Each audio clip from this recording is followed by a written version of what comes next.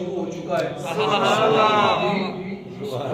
میرا ایک اپنا انداز ہے، میں اس کو واقعات کی شکل میں بیان نہیں کروں گا، میں احادیث سے بیان کروں گا. سبحان اللہ. تو حدیث میں نے پڑھنی ہے تو آپ اس کے لیے اپنا ذوق تازہ کر لینا. سبحان اللہ. سبحان اللہ.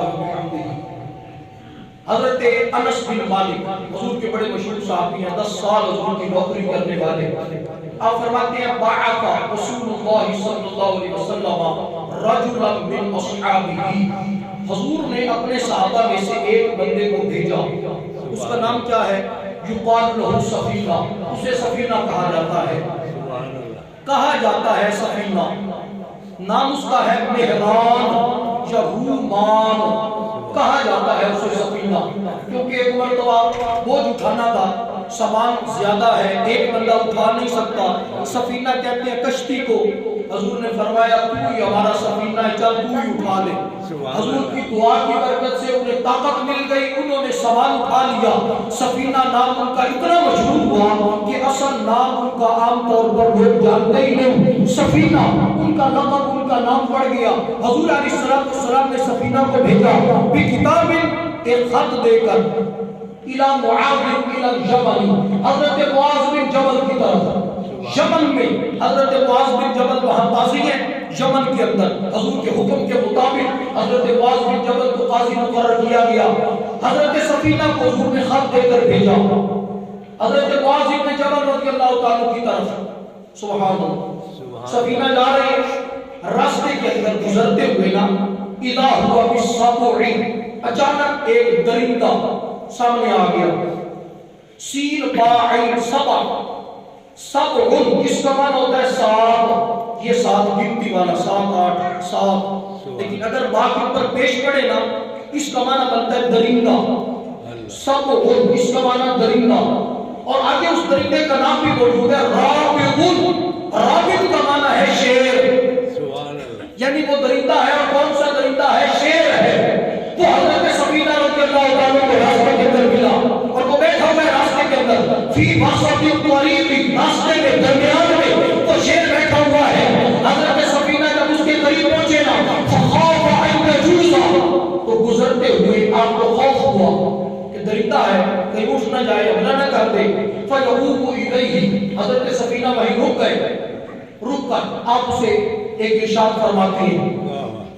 حضرت سفینہ رضی اللہ عنہ فرماتے ہیں ایھا السبع انی رسول اللہ صلی اللہ علیہ وسلم الی معاذ وہذا کتاب رسول اللہ صلی اللہ علیہ وسلم.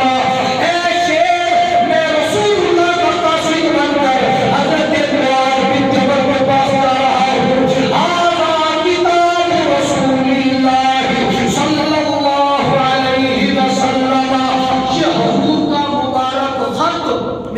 ہے یہ خط دیکھ لو، میں حضور کا قاصد بن کے جا رہا ہوں حضرت معاذ بن جبل کے پاس. اتنا کہنے کی دیر ہے فقام السبع، وہ درندہ وہ شیر اٹھ کر کھڑا ہو گیا. کھڑا ہو گیا. اب کھڑا ہو گیا، اس کے اندر بھی پھر 2 جہتیں ہیں جی، 2 جہتیں ہیں اس کے اندر.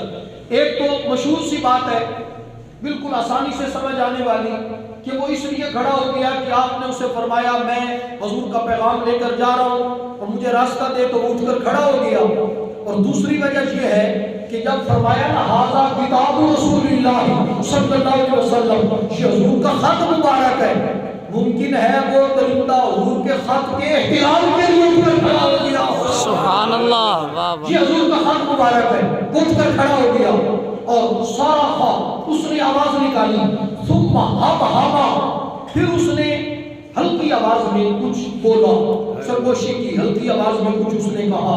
فتنحى عن الطريق، اور راستے سے پیچھے ہٹ گیا، راستہ چھوڑ دیا.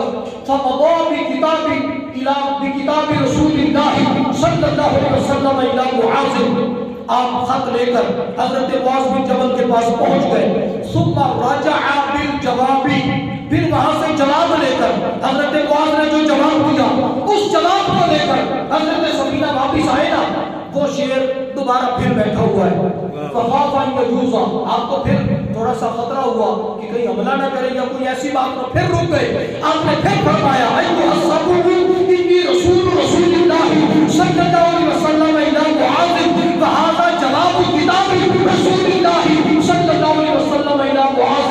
اے شیر، میں حضور کا قاصد ہوں اور معاذ بن جبل کے پاس گیا تھا حضرت معاذ کو خط دینے کے لیے حضور کا. اب معاذ نے جواب نہیں کر دیا ہے، وہ جواب میں نے لے کر سرکار کی بارگاہ میں پیش کرنا ہے. سبحان اللہ. اب وہ معاذ بن جبل کا جواب میں نے حضور کی بارگاہ میں پیش کرنا ہے. پھر وہ کھڑا ہو گیا، فقام، کھڑا ہو گیا. ثم صرخ فصرخ، اس نے پھر آواز نکالی. ثم ہم اور پھر اس نے اپنی آواز میں کچھ سرگوشی کی، آہستہ آواز میں کوئی بات کی، لیکن اس کی بات کو صحابی نہ سمجھ سکے. اس نے کوئی بات کی. بات کرنے کے بعد ثم تنحى عن الطريق، وہ راستے سے پیچھے ہٹ گیا. جہاں تک تو آپ کے ذہن کے اندر یہ ساری بات موجود ہے، آپ نے بارہا مرتبہ سنا ہوگا کہ حضرت سفینہ نے وہ مشہور روایت دوسری کہ جس میں آپ نے شیر کو فرمایا تھا یا ابا الحارث انا مولا رسول اللہ صلی اللہ علیہ وسلم. مشکات میں موجود ہے، اے جنگل کے شیر خبردار، میں حضور کا غلام ہوں. شیر پیچھے ہٹ گیا، اس نے راستہ دیا. لیکن یہاں پر اس سے اگلی بات بڑی مزے کی ہے. کہہ دو سبحان اللہ، سبحان اللہ، سبحان اللہ، سبحان اللہ. فلما قدما، حضرت سفینہ جب واپس آئے نا حضور کی بارگاہ میں، اخبر رسول اللہ صلی اللہ علیہ وسلم، حضور کو خبر دی یا رسول اللہ میں جا رہا تھا، راستے کے اندر جاتے ہوئے مجھے ایسے شیر ملا اور وہ بیٹھا ہوا تھا، مجھے خطرہ ہوا، میں نے اسے ایسی بات کی، وہ ہٹ گیا، اس نے راستہ چھوڑ دیا. حضور میں پھر آیا، آتے ہوئے پھر وہ بیٹھا تھا، پھر میں نے بات کی، اس نے پھر راستہ چھوڑ دیا. حضور اس نے بولا، کچھ کلام کیا. حضور علیہ السلام فرماتے ہیں تدرون ما قال اولا، تمہیں پتا ہے کہ اس نے پہلی مرتبہ شیر میں کیا کہا تھا؟ سبحان اللہ، واہ واہ. تمہیں پتا ہے کہ اس شیر نے پہلی مرتبہ کیا کہا تھا؟ جانتے ہو تم؟ اب یہاں ایک بات اشارہ کرنا چاہتا ہوں عقیدے کی. تدرونا، یہ نہیں کہ تدری تو ایک بندہ جانتا ہے، یعنی ہے تو صرف سفینہ نا، لیکن حضور فرماتے ہیں تدرونا، کیا تم سارے جانتے ہو؟ اس کا مطلب ہے سفینہ گئے تھے صرف سفینہ، لیکن جب آئے تو وہاں پر حضور کے پاس صحابہ کی پوری جماعت بیٹھی ہے. صحابہ کی جماعت کے اندر حضور فرماتے ہیں تدرون ما قال اولا، تمہیں پتا ہے اس نے پہلی مرتبہ کیا کہا؟ اس کا جواب میں آگے دیتا ہوں، لیکن اتنا تو پتہ چل گیا حضور علیہ السلام کی سماعت کتنی تیز ہے. کائنات میں کسی بھی جگہ کوئی بات ہو، وہ تو جنگل میں شیر ہے، حضور اپنے گھر میں، اپنے کاشان دولت میں، مسجد نبوی شریف میں تشریف فرما ہے. حضور فرماتے تم جانتے ہو اس نے کیا کہا ہے؟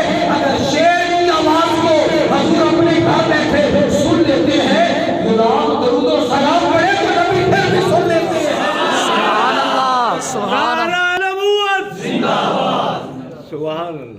بھئی جنگل میں شیر واہ واہ. جی، اور سرکار اپنے گھر میں مسجد نبوی شریف میں حضور نے اس کی آواز سن لی. اور پھر صحابہ کا عقیدہ دیکھی، حضرت سفینہ اور آگے بیٹھنے والے اور صحابہ، کوئی بھی نہیں کہتا حضور آپ تو یہاں تھے، آپ کو کیا پتا اس نے کیا کہا ہے. اللہ اکبر. سبحان ایک اللہ. اعتراض بنتا ہے نا، ایک سوال بنتا ہے نا، تعجب کا اظہار بنتا ہے.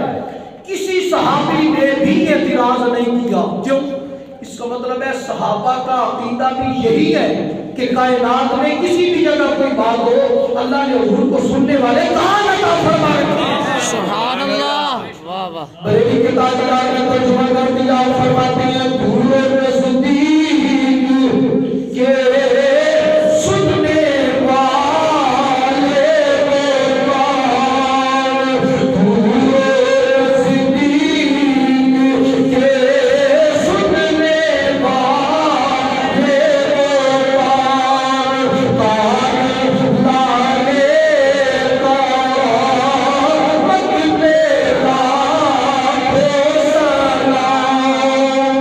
کان لالے سبحان اللہ.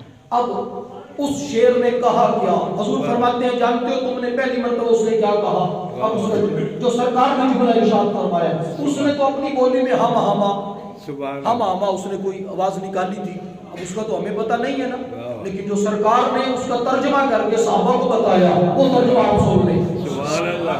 میرے آقا کریم علیہ السلام فرماتے ہیں پہلی مرتبہ سننے کے بعد کہی، کہتا ہے کیف رسول اللہ صلی اللہ علیہ وسلم و ابو بکر و عمر و عثمان و علی، کہتا ہے بتاؤ حضور علیہ السلام کا کیا حال ہے، ابو بکر صدیق کا کیا حال ہے، عمر فاروق کا کیا حال ہے، عثمان غنی کا کیا حال ہے، مولا علی بن رضا کا کیا حال ہے۔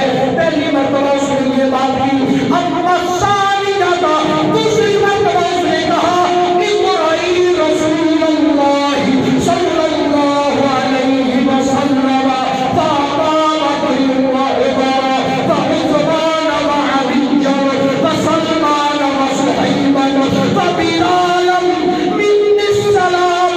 جا کر واپس، اب چونکہ تو واپس جا رہا ہے، واپس جا کر حضور کو میرا سلام کہنا، ابو بکر کو میرا سلام کہنا، عمر کو میرا سلام کہنا، عثمان کو میرا سلام کہنا، صہیب کو میرا سلام کہنا، سلمان فارسی کو میرا سلام کہنا، بلال حبشی کو میرا سلام کہنا۔ سبحان اللہ سبحان اللہ سبحان اللہ۔ ویسے تو حضور کے سارے اصحاب ہیں، لیکن اس نے کچھ اصحاب کا نام دیا، چن چن کر اس نے چند حضرات کا ذکر کیا۔ ان کو اقرائی، ان کو تو کہہ دینا منی، میری طرف سے السلام، میری طرف سے ان حضرات کو سلام کہہ دینا۔ پتہ چل گیا حضور علیہ السلام کے اصحاب وہ ہیں جن کا درندے بھی حیا کرتے ہیں، سبحان اللہ جن کا جانور بھی حیا کرتے ہیں، درندے بھی حیا کرتے ہیں۔ ذی شعور بندہ تو پھر ان کا یقیناً غلام ہی ہوگا نا، لیکن جانور بھی ان کا حیا کرتے ہیں۔ کیوں نہ ہو، وہ جانور جو سرکار کو اپنا نبی اور رسول مانتے ہیں تو حضور کی نسبت کا بھی وہ حیا کرتے ہیں۔ اور پھر صرف حیا نہیں، راستہ بھی چھوڑ رہے ہیں، سلام عقیدت بھی پیش کر رہے ہیں۔ حضور کے اصحاب کو